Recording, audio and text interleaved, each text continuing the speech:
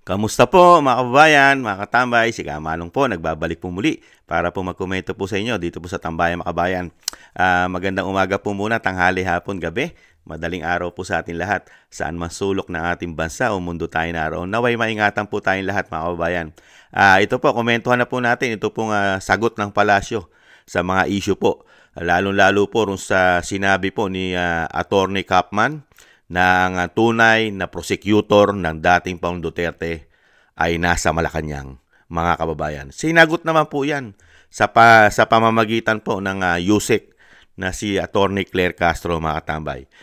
Pakinggan po natin at komentuhan po natin ang sagot ni USEC, mga katambay, sa mga issue ng ating bansa, lalong-lalo po sa ginawa nila sa dating Pangulong Duterte na kidnapping, mga katambay. Ito po, pakinggan po natin at komentuhan po natin. Good morning po, Yusek. Good morning. Sabi po nung lead counsel po ni former President Rodrigo Duterte na si Attorney Kaufman, and I quote, "The real prosecutor in this case is actually in Manila. Sitting in his palace, he's the person who threw President Duterte over here to The Hague." Any comment po from the press, from the palace? Is that you, Attorney Harry Roque, talking? You thought it was Attorney Harry Roque making such comment. Well, anyway, it is very apparent and very obvious that Attorney Kaufman is being surrounded by fake news peddlers. He doesn't know the timeline. He doesn't know the facts of the case. He should be concentrating on his job as a counsel, not in engaging in rumor mongering. Thank you. Komentuhan po natin. Ang galing na sagot, ano? Fake news, napapaligiran daw ng fake news. At si Attorney Harry Roque Paropo, mga tambay. Ang galing, ano? Napaghahalata po yata, mga kababayan. Kasi po, kasi, nabingo eh. Yung po talaga ang lumalabas.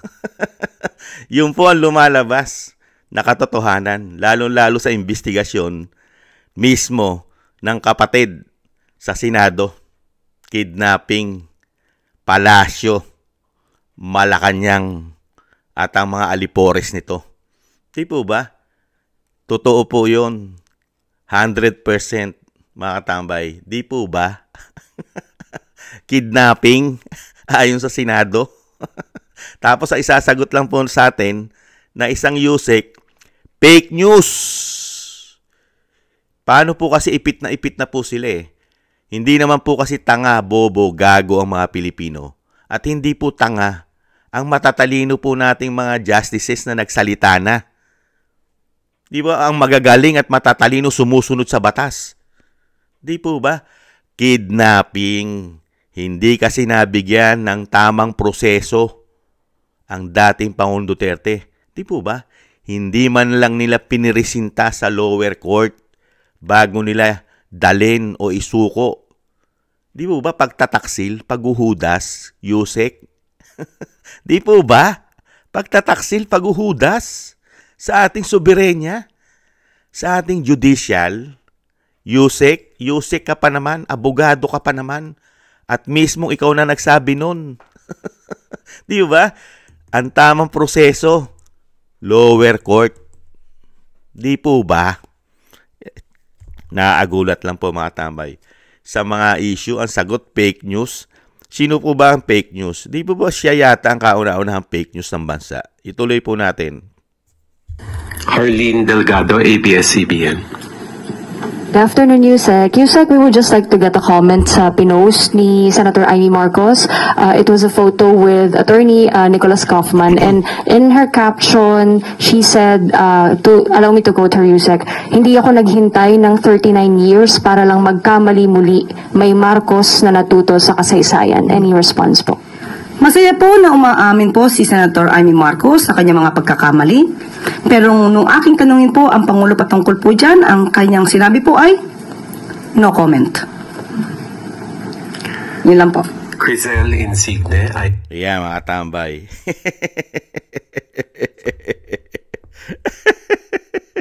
Totoo po yun eh. Si Amy Marcos, si Senadora Amy Marcos, aminado siya sa pagkakamali. Aminado siya yung pagkakamali nila. At nag-intay sila ng more than 39 years. Yung pagkakamali. Kailangan itama. Yung po ang logic nun eh. Nagkamali ka, aminado ka. Di po ba? Ang pamilya mo nagkamali, aminado. Ang ating panganay po kasi ito, ating. Aminado siya na nagkamali ang kanyang pamilya sa dami na ginawang kapalpakan at kasalanan sa ating bansa. Ano po ang kailangan? Baguhin na. Matuto ka sa kasaysayan. Pero pagdating po kasi rito mga katambay, sa USEC, mga kabayan, sino? Yung mismong natuto sa kasaysayan sa pagkakamali at yung mismo na Pangulo no comment. Kasi siya, alam niya sa sarili niya yon na dapat ay matuto rin siya. Kaya nga no comment siya eh. Dahil totoo yung sinabi ni Senadora Amy Marcos. Kaya lang meron kasing USEC na hindi matatanggap kasi bakit? Ano logic dito? Kung natuto rin katulad ni Senadora Amy Marcos ang sinasabi ni Senadora Amy Marcos, kung natuto rin ang presidente na may issue ng pulburon, sa tingin nyo nahandyan si Jose Castro bilang spokesperson? Sa tingin nyo? Wala. Hindi magsasalita riyan yan. Di po ba? Hindi kukuha ang Pangulo kung natuto siya ng sumusuporta di umano sa mga makakaliwa. Di po ba kung natuto na sila? Yun po ang real talk doon. Di po ba mga kabayan? Kaya lang hindi po natuto ang Pangulo na may issue ng pulburon. Kaya po nahandyan sila. Nananatili, nakapasok, nagkapuwersa.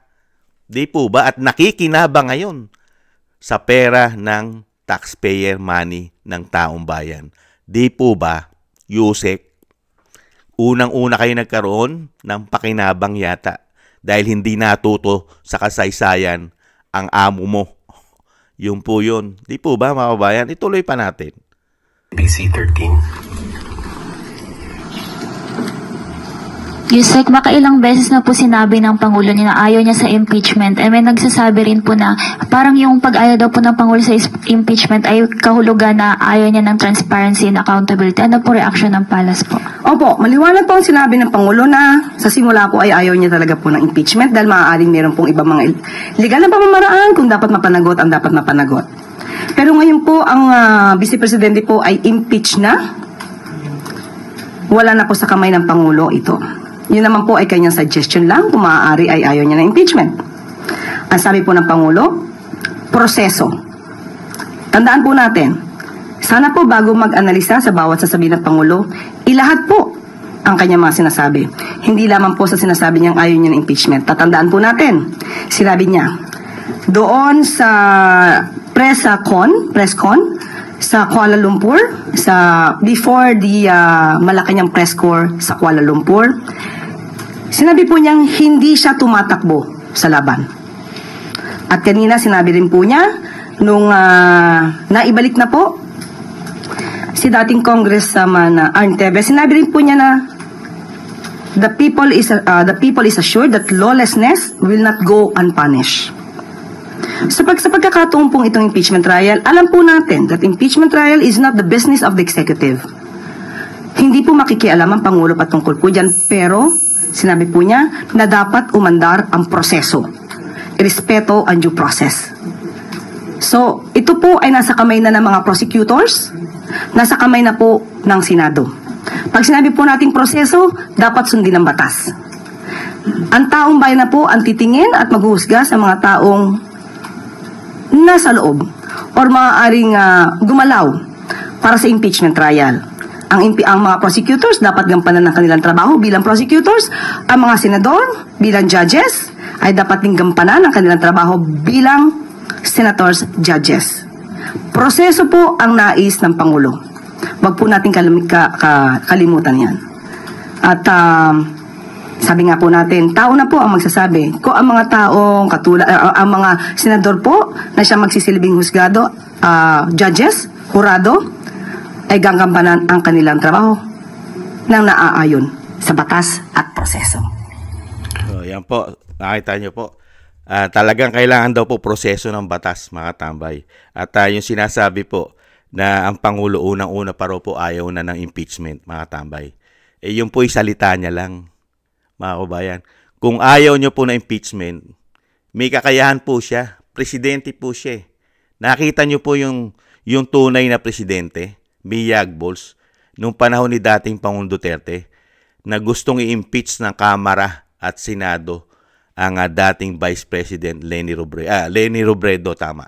Ano sinabi ng dating Pangulo? No, wag i-impeach yan. Di ba? Dahil binoto yan ng taong bayan. No. Di ba? Antimano. Tapos na po ang issue. Pero ano po nangyari? Ganyan po kasi ang presidente, di umano na mahina.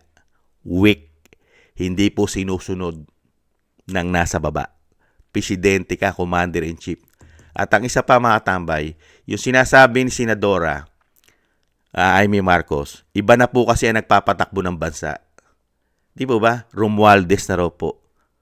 At Araneta. Yan po ang mismo ang galing sa bibig ng isang Marcos na si Amy Marcos.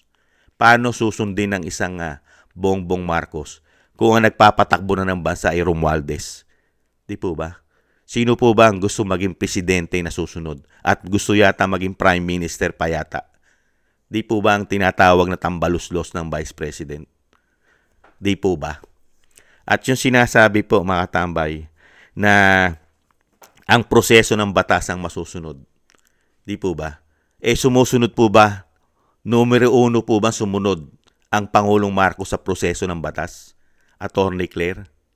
Yan po ang tanong ng bayan. Kaya nga, bagsak na bagsak po ang approval at trust rating ng inyong amo dahil unang-unang hindi sumusunod sa proseso ng batas. Sige nga, majority ng Pilipino isinusuka na ang Pangulong Marcos. Kaya nga, bagsak na bagsak ang approval at trust rating. Di po ba? Sad-sad. Nasa 30% na lang.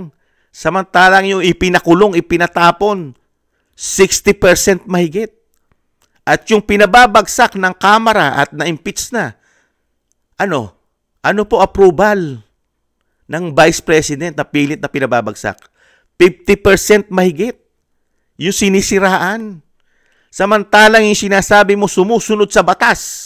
Kauna-unahan ng Pangulong Marcos na may issue ng pulburon. Lagapak ang approval at trust rating sa mga Pilipino. Sino po paniniwalaan? Kayo? Yusek? Kayo paniniwalaan ng taong bayan ang mga sinasabi nyo na sumusunod at kailangan sumunod sa proseso ng batas? Nangyari po ba yan? Nakamtan po ba yan? Nakamit po ba yan ni dating Pangulong Duterte ang proseso ng batas na sinasabi nyo kung paano siya dakpin at kidnapin? Nabigyan po ba siya ng tamang proseso ng batas, ng due process bilang isang dating Pangulong Duterte at isang Pilipino? Sige nga, Yusek. Ipaliwanag mo nga. Sanay na sanay po kayata kayong gumamit na sinasabing sa inyo mismo na mukhang pinapatukayan o pinapatunguhan ng fake news. Sanay na sanay po yata kayong gumamit o sinasabing ang fake news yata ay nasa Malacanang. Di kaya? Unbelievable.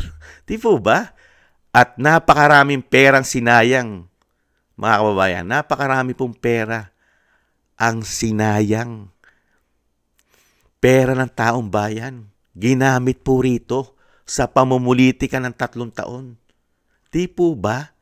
Imbis po itong makatulong sa problema talaga ng bansa, sa kahirapan, pagtugon, makapagbigay ng trabaho sa mga Pilipino, mapababa ang ating mga gastusin sa araw-araw. Di po ba? Nangyari po ba ito? Yusek, ano po? Puro Duterte ang inatupag ng inyong amo at nang sinasabi ninyo na independent. Di ba? Ang Kamara at Senado, pare-parehas ang kalikaw, ang diskarte at direksyon nyo para lang mapabagsak. Yata ang mga Duterte.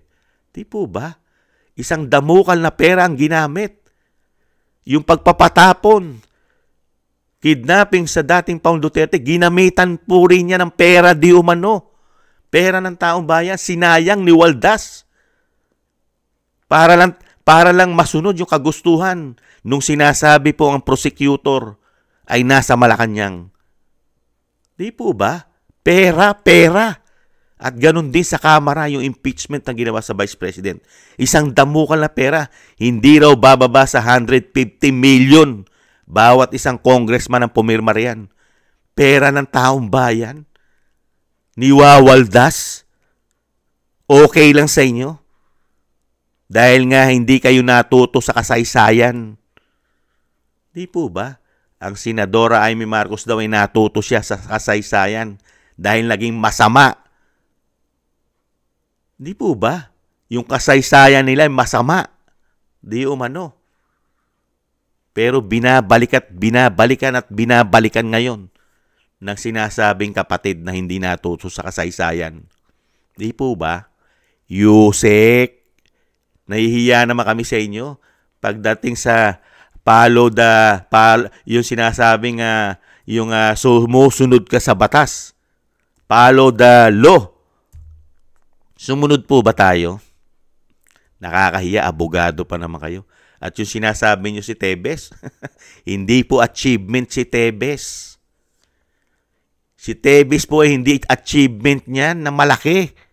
Na sinasabi nyo, ang malaking achievement ng isang Pangulo, yung mahigit 100 milyon na mga Pilipino sa ating bansa at sa buong mundo, ay natugunan mo ang unang pangangailangan nito. Hindi makakabigay ng tulong si Tebes sa 100 milyong Pilipino na naghihirap, majority nito. Lalo-lalo sa nagtataas ang bilihin at kawalan ng trabaho. Makapagbibigay po ba ng trabaho si Tebes? At makapagpapababa ba ito ng gastusin natin? At bilihin si Tebes para maging achievement ninyo? 3 taon? 3 taon ang sinayang. Isang damukal na issue ng korupsyon. Unbelievable at pamumulitika. Hiyang-hiya naman tayo makatambay sa mga tao na katulad na ganito. May Yusek tayong ganito. Kauna-unahang bulag, pipi at bingi sa katotohanan. At mukhang napakahusay magpaikot ng sitwasyon ng problema ng bayan para lang mapabango ang kanyang amo. Di kaya para manatili sila sa pwesto dahil pakinabang po yata yan.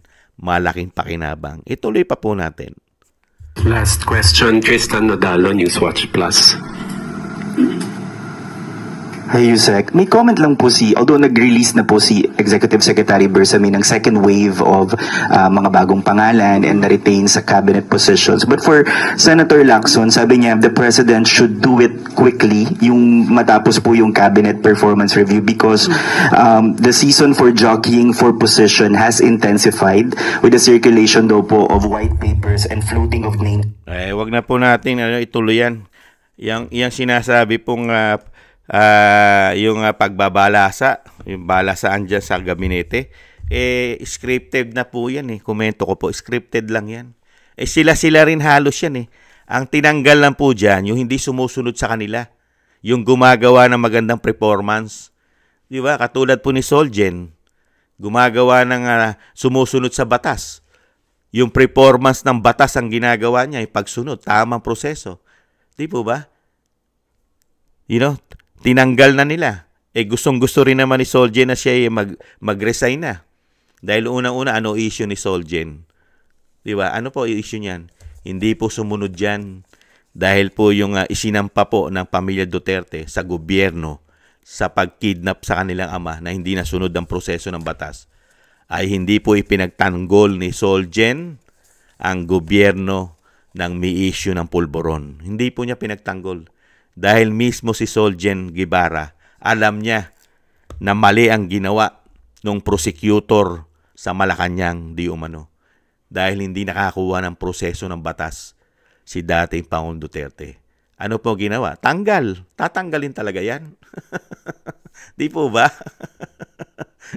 At yung sino pa tinanggal dyan? Si Arnel Ignacio. Maganda ang performance sa mga OFW nating kababayan. Nagtatrabaho ng maayos. sibak.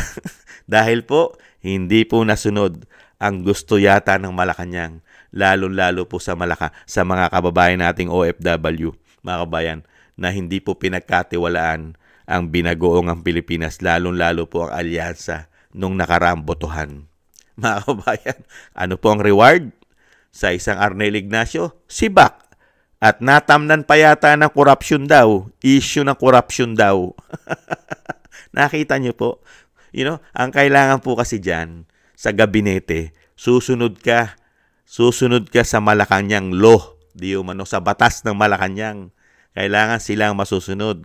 At kailangan susunod ka doon sa sinasabi ni Amy Marcos, ni Senadora Amy Marcos, doon sa nagpapatakbo ng gobyerno.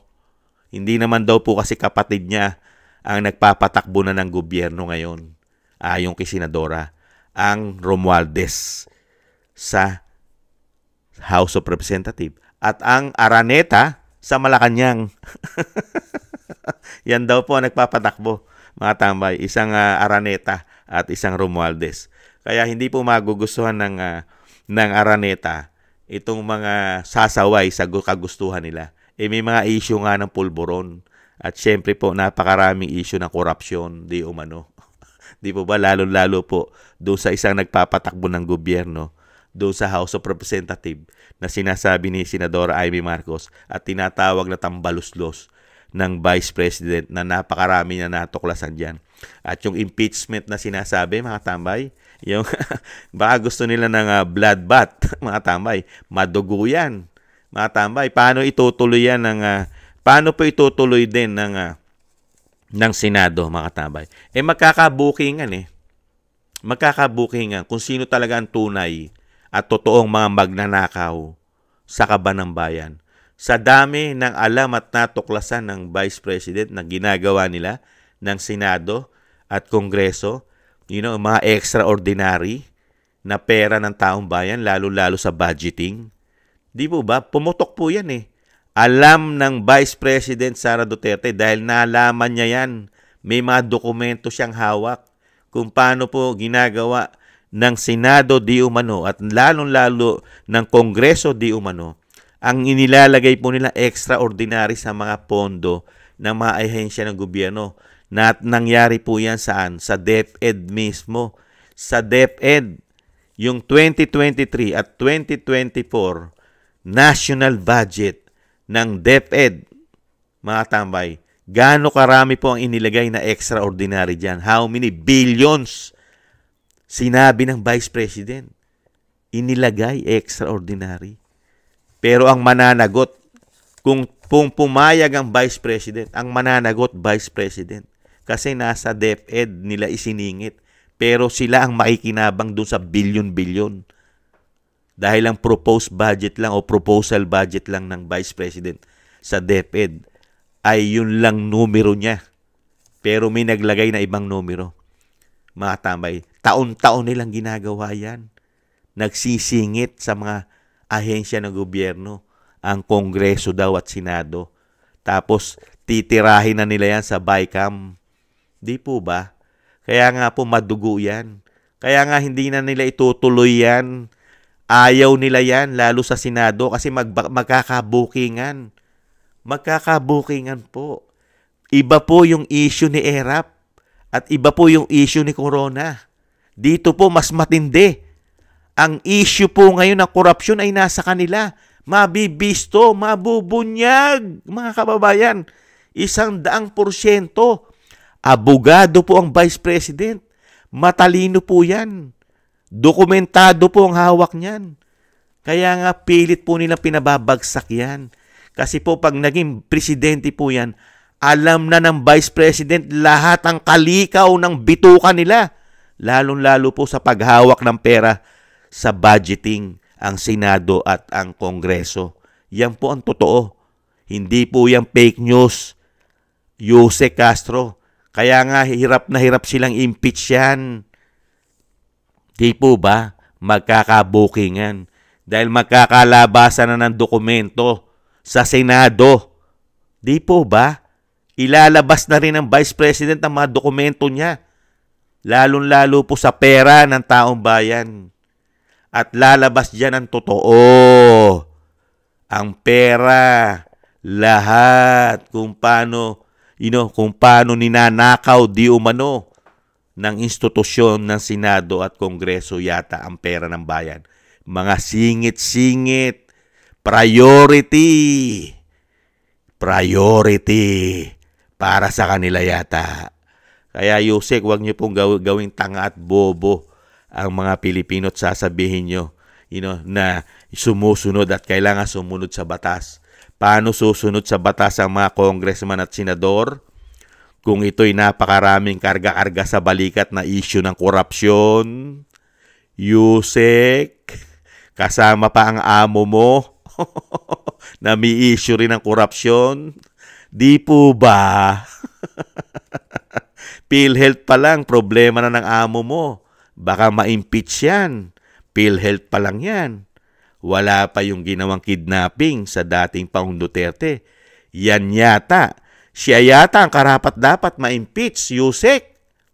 Dokumentado yan. Yung pera sa PhilHealth, dokumentado yan. Pera ng taong bayan yan. Pera yan, contribute yan. Insurance yan para sa kami pagka kami magkakasakit. Pero ipinalipat po ng amo nyo. Yusek. Yan. Dalawa pa lang yan. Paano pa yung ginto sa Central Bank? Yusek. Yung issue ng korupsyon sa flood control. PDIC. GSIS. SSS. Yusek. Kidnapping sa dating Pangulong Duterte. Sino po ba? Kumpleto po ng issue ang amo nyo. Yusek. Paglabag sa batas. Korupsyon. Yusek. Pamumulitika. Kumpleto, Ricardo. Hindi po tanga bobo mga Pilipino, Yusek. Nakita ng 3 taon ng mga Pilipino pinaggagawa. Mga kababayan, ang Yusek Castro na lang po ang bingi, pipe, at bobo yata, mga tambay, nagpapakatanga yata dahil sa kapangyarihan at sa pakinabang yata. Nagtatanong lang si Kamanong, hindi po ba Yusek? Gustong-gusto nyo ma-impeach, ha? Kasi kaya gustong-gusto nilang ma-impeach para po mapagtakpan at maging, malaya na at hindi na po mabulgar ang korupsyon nila. Yun po ang totoo dyan, Kaya kailangan nila impeach ang Vice President kasi napakaraming alam ng korupsyon nila ang Vice President. Kung may impeach nga naman nila ang Vice President, mga tambay, magagawa na nila lahat. Pati po ang ripasuhin ang saligang batas. Babaguhin na po nila yan at maitutuloy na nila yung plano nila na People Initiative o yung tinatawag na PI, pagbalangkas ng saligang batas para daw po magkaroon na tayo di umano ng Prime Minister at mabago na ang sistema ng ating gobyerno at manatili na sila ng pangmatagalan sa posisyon sa pagiging greedy raw po ayon sa Vice President. Mga tambay, yan po ang katotohanan dyan Marami pinagtatakpan po kasi, na nabulgar kasi. Kasi pag naging Pangulo yan, yari silang lahat. Alam na ng Vice President ang mga kalikaw niyan, mga nakatagong mga pondo niyan. Napakahirap nilang i-audit. May mga extraordinary expenses yan. Liquidation by certification lang yata ang sa kanila. Mga tambay, unbelievable. At walang mga public hearing. Ang budget yata niya, hindi natin alam. Hindi naman nila pinapublic hearing yan, ang pondo ng Senado at Kongreso. Kaya po, marami tayong natuklasan dyan Lalong-lalo ang Vice President. Di po ba mga tambay? Yan po mga tambay, ang sagot natin sa nagpapakalat yata ng fake news mga tambay. Dahil sanay na sanay gumamit ng fake news. Pero siya yata nagpapakalat ng fake news sa mga Pilipino. At ginagawa pong tanga at bobo at gago ang mga Pilipino. Hindi na po ganyan ang mga Pilipino ngayon, Yusek. Alam na po ng mga Pilipino ang kasaysayan ng ating bansa. Mayroon na po tayong technology. Kumpleto, Ricardo na po. Kaya nga po may nagsisisi nga dahil sa nagawang mga kasalanan. Nagsisisi, nasanay.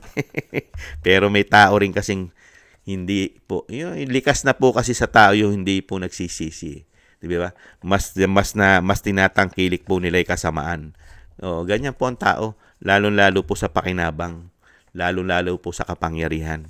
Marami pong ganyan. Pag binigyan mo ng kapangyarihan, hindi na sanay magsisi yan. Marami pong ganyan. Di po ba mga kababayan? Maraming salamat po mga tambay sa mga nagusto po ng Tambayang Makabayan sa YouTube at TikTok, sa ating mga taga-subaybay. Thank you po. Lalo-lalo po sa ating mga subscribers. Mabuhay po kayo. Shoutout po sa inyong lahat.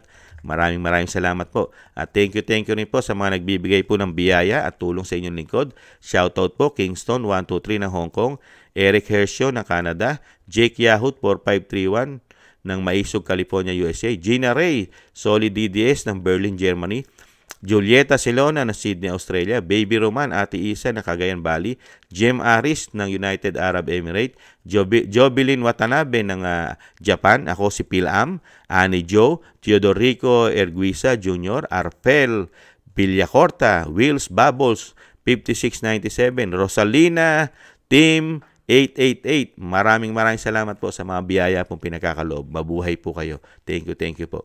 At thank you rin po sa mga nagko-comment, like, share, and subscribe mga tambay. At syempre po, yung dasal at panalangin po, wag po nating kalimutan na hindi po isama sa ating panalangin ang kaligtasan po ng pamilya Duterte at lalo-lalo po ng ating dating Pangulong Duterte na makauwi na po sa lalong mabilis sa ating bansa mga tambay. At syempre po, magpapaalam po muna tayo at sa muli po mga tambay, magkomentuhan po tayo ulit. Ingat po tayo mga kabayan. Paalam. Bye-bye.